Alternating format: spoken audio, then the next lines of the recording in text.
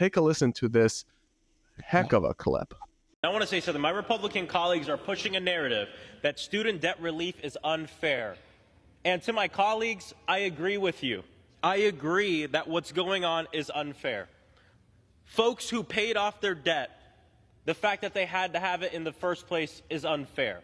The fact that students still have to take out crushing student debt just to get a college education, that is unfair. And if we legislated using the logic that you bring to this issue here today, women and black folks wouldn't have the right to vote because it would be unfair to those who never got to vote before them. See, if we legislated using your logic, that because there was an injustice, we can't fix it because it's unfair to those who never had it fixed, means we would never progress on any issue in this country.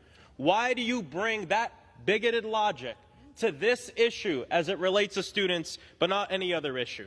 So for me, this is just 101 out of the playbook. What do you do when basic facts, economic realities, and basic fairness aren't on your side? You just accuse your opponents of being racist, sexist, and using bigoted logic. Give me a break.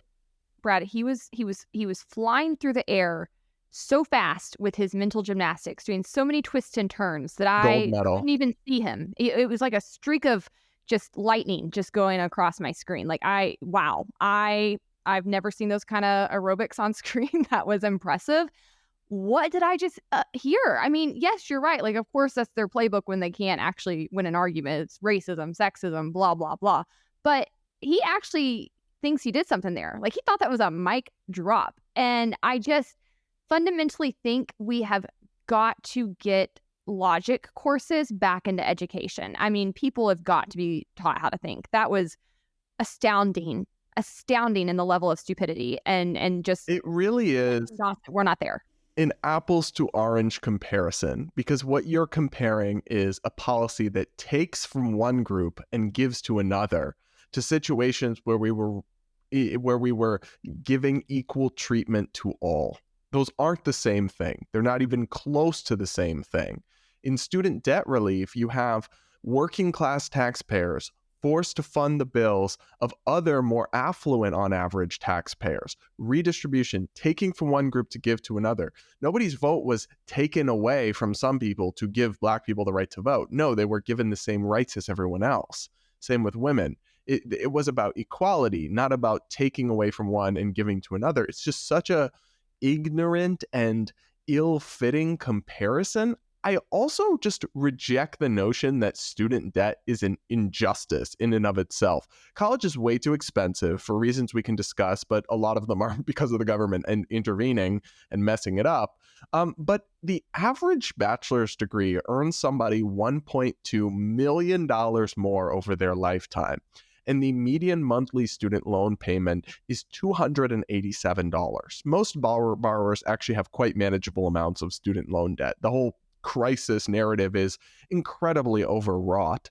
And I don't think it's an injustice to ask people to pay their own bills on an investment that will earn them over $1 million more over their lifetime. I am failing to see the injustice. To me, what would be an injustice would be forcing working class taxpayers to pay off the student loans of affluent college graduates. That would be the injustice. Yeah, and I also, I think college is way too expensive. I have an entire old episode of Base breaking down exactly how it became so expensive if people want to check it out. I did the research, but it's not impossible to find affordable colleges right now, right? Like, there are a lot of things you can do to make college pretty affordable. One, there's a crap ton of scholarships that you can get out there if you even halfway try.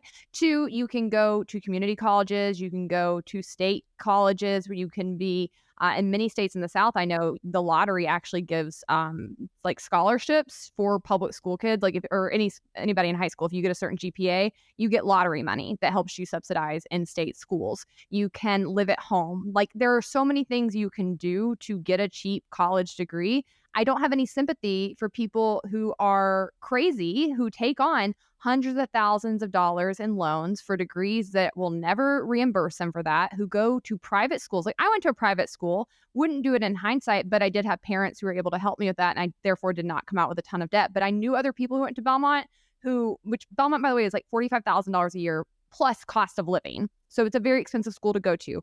I graduated with a lot of people who thought like this of like, well, now I have, $200,000 in student loan debt for a music degree and I can't like pay it back. And that's not fair. It's like, why did you go to Belmont then?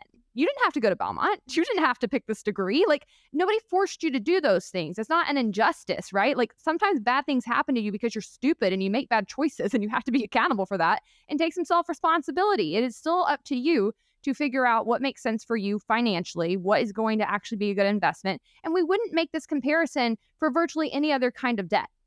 We wouldn't say like, oh, you went and bought a Mercedes and it's just so unjust because you didn't realize that it was going to be more expensive than a Honda. And, therefore the person who's paying for their Honda should have to subsidize your Mercedes. Like, it just, none of it actually makes any logical sense whatsoever. And they look to me just like complete elitist, because if you actually truly think this, I think you are so far removed from the problems of real people and real injustice that you look like a clown. I'm not even sure if they actually do believe it. I think it's part and parcel of a larger pattern we've seen with progressives trying to shut down debates.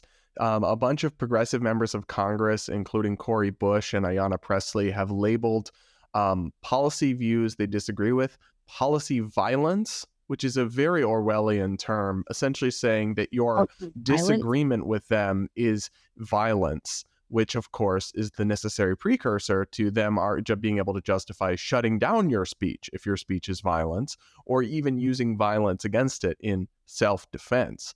And so I think this Maxwell Frost, he is one of those people. He's a squad member at least in vibes. And I think what we're seeing here is a cheap attempt to try to shut down a debate. They know they cannot win on the merits, so they're just going to call everyone racist and sexist who disagrees with them. And that's part of why people increasingly don't take those labels as seriously, because they've called everybody all the things forever. And that's unfortunate because it weakens our ability to actually recognize those things where they do still exist. But it's because of people like Maxwell Frost who throw around accusations of bigotry like candy on Halloween instead of making serious or substantive arguments. So I think it's a real shame and not befitting a member of Congress.